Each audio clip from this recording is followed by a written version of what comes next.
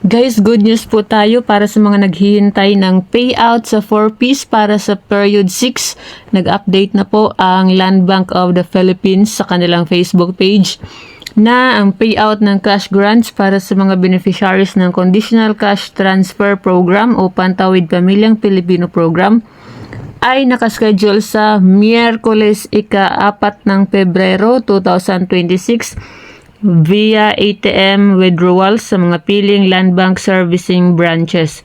Ito ang mga regions para sa payroll na period 6A 2025 RCCT 1-CBS regular.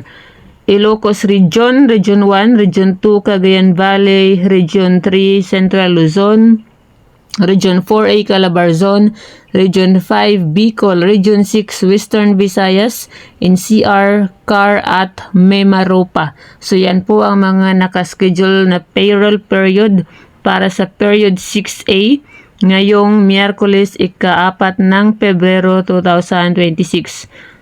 Para sa kumpletong listahan ng mga pinakamalapit na Land Bank servicing branches sa inyong lugar, bisitahin lamang ang link sa caption kalakip ng post na ito. Maraming salamat po. At sa mga regions po na hindi nabanggit, so hintay-hintay lamang po tayo at baka sakaling tayo na po ang susunod para sa payout po ng period 6.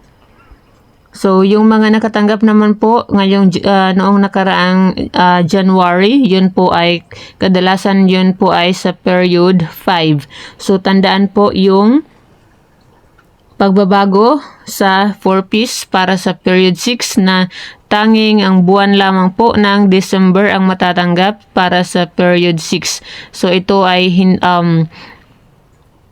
bago at ngayon lang po nila ito na-update dahil noong mga nakaraang taon po, kadalasan ay 2 buwan po yung natatanggap para sa period 6 which is ang December at ang Enero. So ngayon, ito ay buwan lamang po ng December.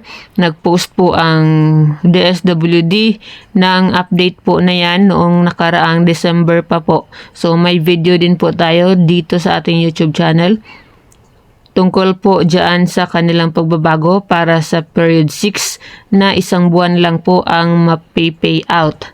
So uulitin po natin, Miyerkules ika-4 ng Pebrero, ang Ilocos Region, Cagayan Valley, Central Luzon, Calabarzon, Bicol, Western Visayas, NCR, CAR at Mimaropa.